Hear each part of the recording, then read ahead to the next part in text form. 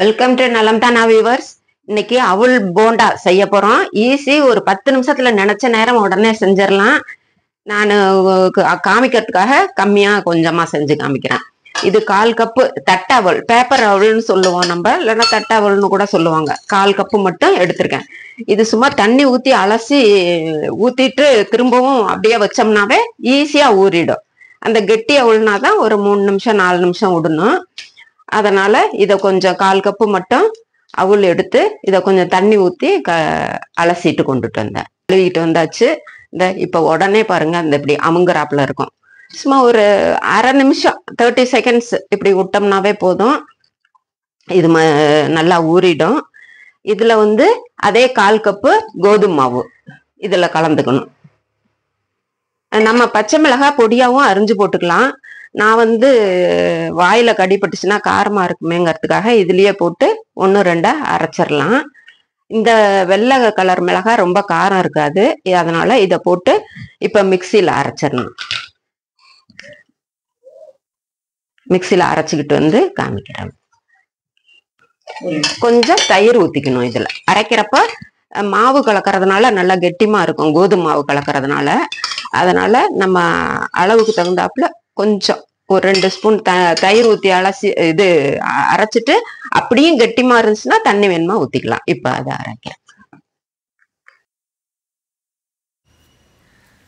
இப்ப அரைச்சிட்டு வந்தாச்சு. நல்லா சூப்பரா பண்ணிருக்காங்க பாருங்க. கெட்டியா இருக்கு. அதனால கொஞ்சம் நம்ம வலிச்சு எடுக்கிறது கொஞ்சம் கஷ்டம் இருக்கும். ஏன்னா தண்ணி ஊத்தாம நம்ம அரைக்கிறது தொட்டு அப்படி இருக்குது. நம்ம தண்ணி வேணும்னாலும் கொஞ்சம் ஊற்றிக்கலாம், பட் வேண்டான்னு சொல்கிறோம். ஏன்னா நம்ம குழம்புன்னு ஆயிடுச்சுன்னா நம்ம போட முடியாது, அதுக்காக அப்படி பண்ணுறாங்க.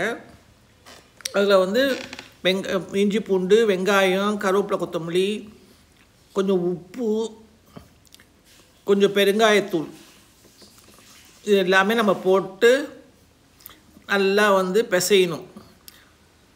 பெருங்காயத்தூள் கொஞ்சம் எடுக்க போயிருக்காங்க. பெருங்காயத்தூள் வந்தோடனே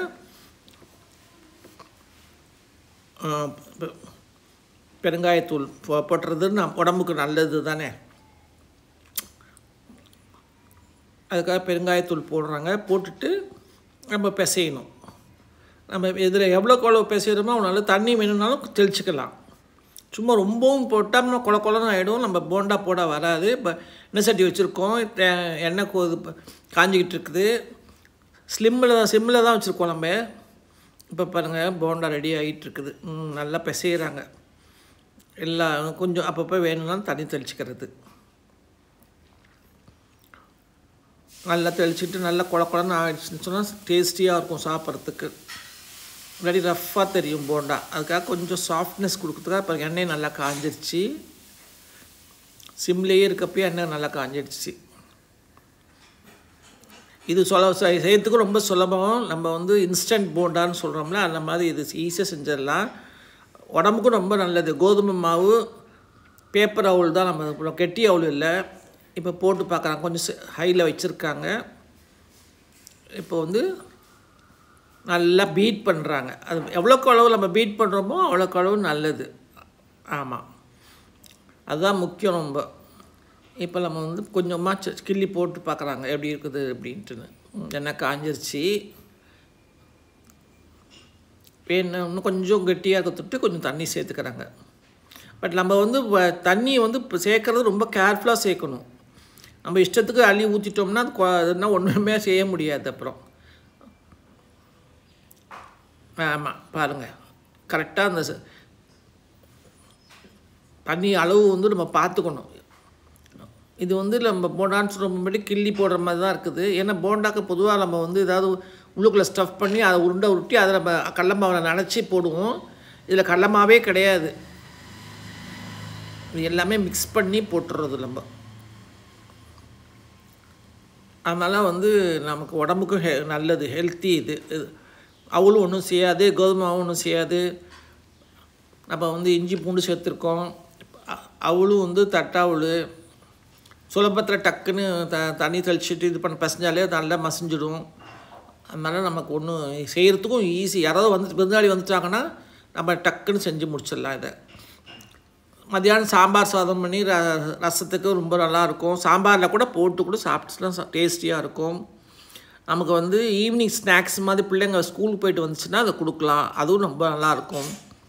இப்போ நாங்கள் இன்றைக்கி மார்னிங் பிரேக்ஃபாஸ்ட் செஞ்சுருக்கோம். சப்பாத்தியும் வெந்தயக்கீரையை கேரட் போட்டு நம்ம வந்து நல்லா குருமா மாதிரி பண்ணியிருக்கிறோம். அதில் வந்து நம்ம சப்பாத்திக்கு தொட்டுக்கிறதுக்கு ரொம்ப நல்லாயிருக்கும். வெந்தயக்கீரை உடம்பு ஹெல்த்தியாக இருக்கும். அதுக்கு இது சைட் டிஷ் மாதிரி இது வந்து போண்டா. வீடியோ போடுறதுக்காக நாங்கள் அந்த போண்டா செஞ்சுருக்குறோம். நீங்களும் செஞ்சு பாருங்கள். ஏன்னா அது கெஸ்ட்டெலாம் யாரும் வந்தாங்கன்னா நம்ம டக்குன்னு ஒரு 2 நிமிஷம் 5 நிமிஷத்துக்குள்ளே நம்ம எல்லாமே ரெடி பண்ணி வச்சுக்கிட்டு நம்ம எல்லாம் பண்ணுறதுக்கு ஈஸியாக இருக்கும், டேஸ்டியாகவும் இருக்கும். சாப்பிட்றதுக்கும் ரொம்ப நல்லா மொறுமொறுன்னு இருக்கும், சாப்பிடவும் ரொம்ப டேஸ்டியாக தெரியும். சுலபமாக நம்ம செஞ்சிடலாம். இதில் வந்து நமக்கு ஒரு இதில் ஆட்டுக்கல்லில் ஆட்டணும், கிரைண்டரில் மிக்சியில் ஆட்டணும், அந்த மாதிரிலாம் ஒன்றும் கிடையாது. மிக்சி கையிலே கூட பிசையில தான் பேசலாம். மிக்சியில் நம்ம அரைக்கிறத விட கையில் கூட பிசையலாம். நீங்களும் செஞ்சு பாருங்கள். நடந்தாலும் சேனலுக்கு சப்ஸ்கிரைப் பண்ணுங்கள். மறந்துடாமல் பெல் பட்டன் அமுக்குங்க. உங்களுடைய ஆதரவு எங்களுக்கு எப்போதும் வேணும். உங்களுடைய கமெண்ட்ஸ் எங்களுக்கு ரொம்ப உறுதுணையாக இருக்குது. வேறொரு வீடியோவில் பார்க்கலாம். லன்ச் மெனு இன்றைக்கி தான் இது.